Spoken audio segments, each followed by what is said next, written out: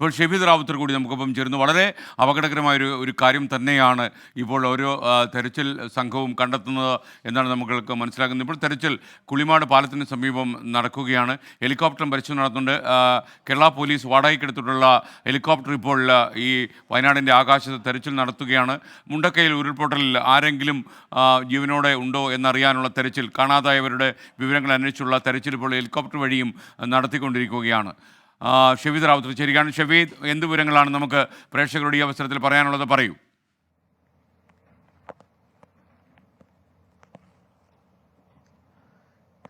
നാലാം ദിവസം ഉച്ചയാകുന്ന സമയം വരെ നമുക്ക് ഈ ഭാഗത്ത് നിന്ന് കാര്യമായ മൃതദേഹങ്ങൾ അത് കണ്ടെടുക്കാൻ കഴിഞ്ഞിട്ടില്ല എന്നുള്ളത് ആശ്വാസകരം. പക്ഷെ അവരൊക്കെ എവിടെ എന്നുള്ളൊരു ചോദ്യം അവശേഷിക്കുന്നുണ്ട്. നമുക്ക് ആ ദൃശ്യങ്ങളിലേക്ക് ഒന്ന് പോകാം.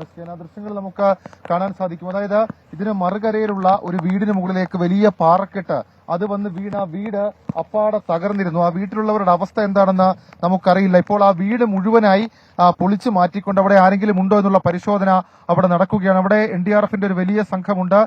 ഈ രക്ഷാ ദൌത്യവുമായി ബന്ധപ്പെട്ട സന്നദ്ധ സംഘടനകളുടെ സംഘമുണ്ട്. ഇപ്പോൾ വീണ്ടും ചൂരൽമലയിൽ മഴ തുടങ്ങുകയാണ്. ഈ മഴയാണ് രക്ഷാപ്രവർത്തനത്തിന് വലിയ തടസ്സമാകുന്നത്. പക്ഷേ അതൊന്നും വകവെക്കാതെയുള്ള ഒരു രക്ഷാപ്രവർത്തനം നമുക്കിപ്പോൾ കാണാം. അതിന്റെ ഒരു കുറച്ചുകൂടി ഒരു വൈഡ് വിഷ്വൽ കാണിച്ചാൽ അതിന്റെ ഒരു വ്യാപ്തി, അതിന്റെ ഒരു തീവ്രത നമുക്ക് മനസ്സിലാക്കാൻ കഴിയും. അതായത് ഈ ഭാഗത്ത് നിന്ന്, അതായത് ഈ ഉരുളുപൊട്ടി താഴേക്ക് ഈ ചൂരൽമല അടക്കമുള്ള ഭാഗത്തേക്ക് അത് ഒഴുകി വരുന്ന സമയത്ത് ആ സൈഡിൽ ഉണ്ടായിരുന്ന ഒരു വീടാണിത്. ആ വീടിന്റെ മുകളിലേക്ക് ഒരു വലിയ പാറക്കല്ല് വന്ന് വീണു എന്നുള്ളതാണ് ഈ ദൌത്യസംഘം നമ്മളോട് പറഞ്ഞത്. അതിനകത്ത് ആരെങ്കിലും അടിപ്പെട്ടിട്ടുണ്ടോ എന്നടക്കമുള്ള കാര്യങ്ങളിൽ വ്യക്തതയില്ല. അതുകൊണ്ട് തന്നെ അത് പൊളിച്ചു മാറ്റിയിട്ടുള്ള അത് ഹിറ്റാച്ചി എത്തിച്ച് ചൂരൽമലയിൽ നിന്നാണ് ഏറ്റവും താഴെ നിന്ന് ഹിറ്റാച്ചി എത്തിച്ചുകൊണ്ട് അവിടേക്ക് വീടിന്റെ ആ ഭാഗങ്ങൾ അത് മാറ്റുന്ന ദൃശ്യങ്ങൾ നമുക്ക് കാണാം. മാത്രവുമല്ല ഈ ഉരുളുപൊട്ടി ഒലിച്ച മറ്റ് ഭാഗങ്ങളിൽ അവിടെയടക്കം ഇറങ്ങി നിന്നുകൊണ്ടുള്ള പരിശോധന അതും നമുക്ക് ദൃശ്യങ്ങളിൽ വ്യക്തമാണ്. ഏതായാലും ഈ വീട്ടിൽ നിന്ന് രാവിലെ മുതൽ ആർമി അടക്കമുള്ള ആളുകൾ എത്തിയിരുന്നു. അവർ ചില കാര്യങ്ങൾ പരിശോധിക്കുകയായിരുന്നു. എന്തൊക്കെയോ ചില സൂചനകൾ അവർക്ക് അതിനെ സംബന്ധിച്ചിട്ടുണ്ട്. അതുകൊണ്ട് കൂടിയാണ് ആ ഭാഗം കേന്ദ്രീകരിച്ചുകൊണ്ട് കൂടുതൽ പരിശോധന ഇപ്പോൾ അവർ നടത്തുന്നത്. മുകളിലേക്ക് നോക്കിക്കഴിഞ്ഞാൽ മുകളിലും നമുക്ക് ഓരോ സ്ഥലത്തും ആളുകളെ കാണാം. മുണ്ടക്കൈ ഭാഗത്ത്, മേലെ മുണ്ടക്കൈ അടക്കമുള്ള സ്ഥലങ്ങളിൽ നമുക്ക് ഈ പരിശോധന കാണാം. അവിടെ അടക്കം വലിയ രീതിയിൽ പരിശോധന നടക്കുന്നുണ്ട്. അവിടെ ഒരു വീട് അപ്പാടെ ഇടിഞ്ഞു താഴേക്ക് പോയിരുന്നു. ആ വീട്ടിലാണ് ഇപ്പോൾ ഈ ദൃശ്യങ്ങളിൽ കാണുന്ന പരിശോധന നടക്കുന്നത്. അങ്ങനെ ഈ ഉരുളുപൊട്ടിയ പ്രഭവ കേന്ദ്രത്തിന് താഴെ മുതൽ അങ്ങ് ചൂരൽ അവിടെ വരെയുള്ള വരെയുള്ള സ്ഥലങ്ങളിൽ നമുക്ക് വലിയ തരത്തിലുള്ള തെരച്ചിൽ കാണാം. കാലാവസ്ഥകളെ വകവയ്ക്കുന്നില്ല. അതിനുമപ്പുറത്തേക്ക് ഒരുപാട് ഹിറ്റാച്ചികൾ ഈ ബെയിലിപ്പാലം പൂർത്തിയാക്കിയതിനു ശേഷം നിരവധി ഹിറ്റാച്ചികൾ നമുക്ക് ഇങ്ങോട്ടേക്ക് എത്തിക്കാൻ കഴിഞ്ഞിട്ടുണ്ട്. ആ ഹിറ്റാച്ചികൾ എന്റെ കണ്ണിൽ തന്നെ ഏതാണ്ട് SKN 1, 2, 3, 4, 5, 6, 7, 8, 9ഓളം ഹിറ്റാച്ചികൾ ഈ ഭാഗത്ത് തന്നെ കാണാൻ കഴിയും. അപ്പോൾ ഈ ഭാഗം മുഴുവൻ വ്യാപകമായ പരിശോധന അതാണ് ഇപ്പോൾ നടത്തി വരുന്നത്. SKN റാവുത്തറാണ് വിവരങ്ങൾ നൽകിയത്. എന്തായാലും ബെയിലി പാലം പൂർത്തിയായതോടെ കൂടുതൽ രക്ഷാപ്രവർത്തനങ്ങൾ ഊർജിതമാക്കാൻ കഴിഞ്ഞിട്ടുണ്ടെന്നാണ് ഷെഫീദ് റിപ്പോർട്ട് ചെയ്യുന്നത്.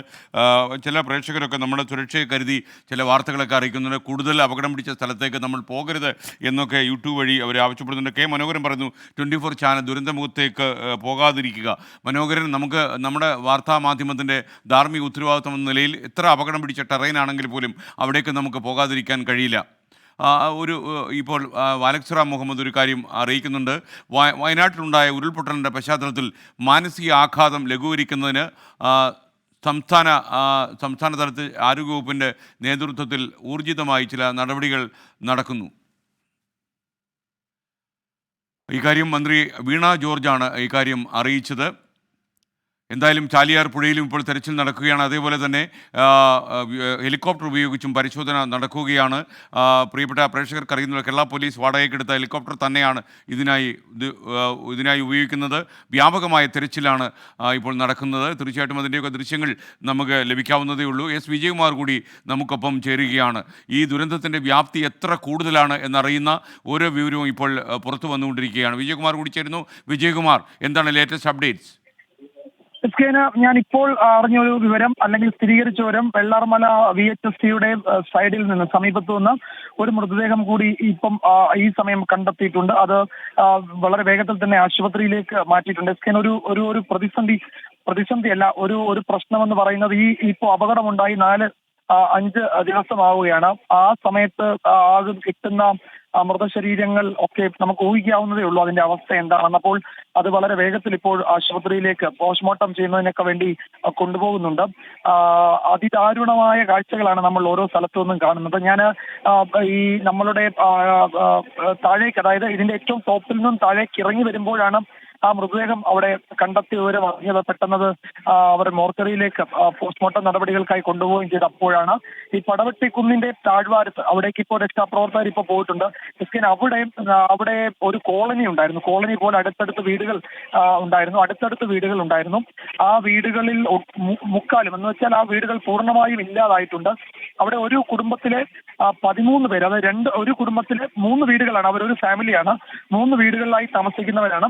അവിടുത്തെ ഒരു 3 വയസ്സുള്ള കുഞ്ഞടക്കം 14 പേരെ കാണാനില്ല എന്നാണ് അവിടെ രക്ഷാപ്രവർത്തകരെത്തിയപ്പോൾ അവിടെ നാട്ടുകാര് ബന്ധുക്കൾ പറഞ്ഞത്. ബന്ധുക്കൾ കൂടി അവിടെ തിരയാൻ വേണ്ടി വന്നിട്ടുണ്ട്. അങ്ങനെ നമ്മൾ ഈ മല കയറുമ്പോഴും മല ഇറങ്ങുമ്പോഴും താഴ്വാരത്ത് നിൽക്കുമ്പോഴും ഒക്കെ നമ്മൾ കേൾക്കുന്നതും കാണുന്നതും ഈ കാണാതായവരുടെ കഥകൾ, അവരെ കണ്ടെത്തിയിട്ടില്ല, അല്ലെങ്കിൽ കണ്ടെത്തിയ മൃതദേഹം ആരുടേതെന്ന് അറിയാൻ വേണ്ടി അങ്ങോട്ടും ഇങ്ങോട്ടും ഓടുന്ന ജനങ്ങളുടെ വളരെ സങ്കടപ്പെടുത്തുന്ന ഹൃദയഭേദകമായ കാഴ്ചയാണ്. ഇപ്പോൾ ഈ കണ്ടെത്തിയ മൃതദേഹം തിരിച്ചറിഞ്ഞിട്ടില്ല. അത് പുരുഷന്റെയോ സ്ത്രീയുടെയോ ഒന്നുപോലും അറിയാൻ കഴിയുന്നില്ല എന്നാണ് അത് വീണ്ടെടുത്ത ഈ സന്നദ്ധ പ്രവർത്തകർ പറഞ്ഞത്. അവരത് നേരെ ആശുപത്രിയിലേക്ക്, മോർച്ചറിയിലേക്ക് മാറ്റിയിട്ടുണ്ട്. ആ മേഖലയിൽ തെരച്ചിൽ തുടരുകയാണ്.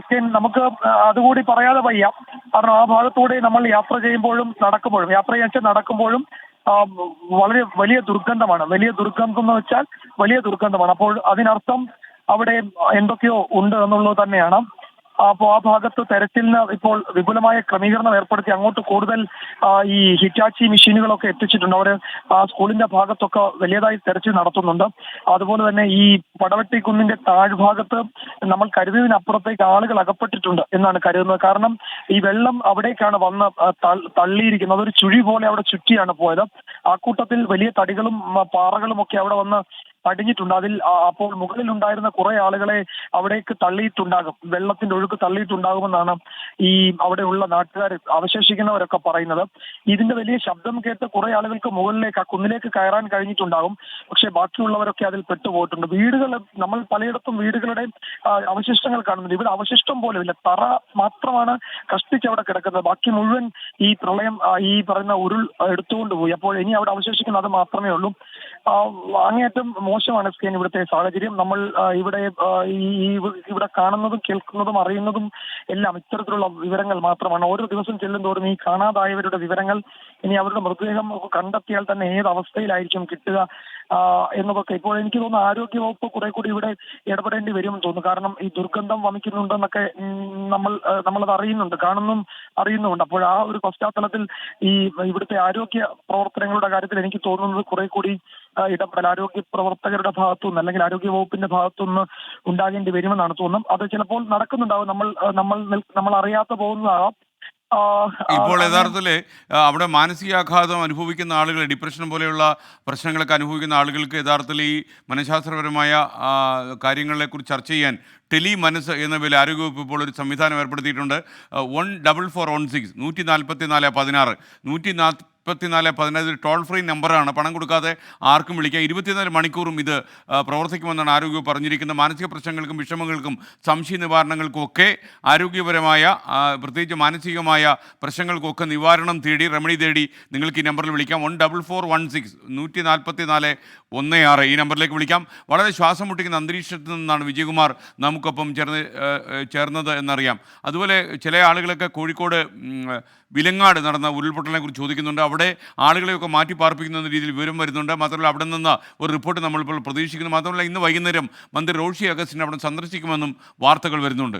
കോഴിക്കോട് നിങ്ങൾക്കറിയുന്ന പോലെ അവിടുത്തെ ഉരുൾപൊട്ടലിൽ, ഈ വിലങ്ങാട് ഉരുൾപൊട്ടലിൽ ആളുകൾക്ക് ജീവഹാനി സംഭവിച്ചിട്ടില്ല. അത്ര ആശ്വാസകരമായ വാർത്തയുണ്ട്. എന്നാൽ ചില പ്രദേശങ്ങളുണ്ട് ഉരുൾ നാശം വിതച്ചു എന്ന് തന്നെയാണ്. മഞ്ഞച്ചിളി, പാനോം പ്രദേശങ്ങളിലെ ദുരിതാശ്വാസ ക്യാമ്പുകളിലായിരിക്കും മന്ത്രി സന്ദർശനം നടത്തുക എന്നാണ് അറിയുന്നത്. ഇപ്പോൾ 6 ദുരിതാശ്വാസ ക്യാമ്പുകളിലായിട്ട് 1000 പേരോളം കഴിയുന്നുണ്ട്.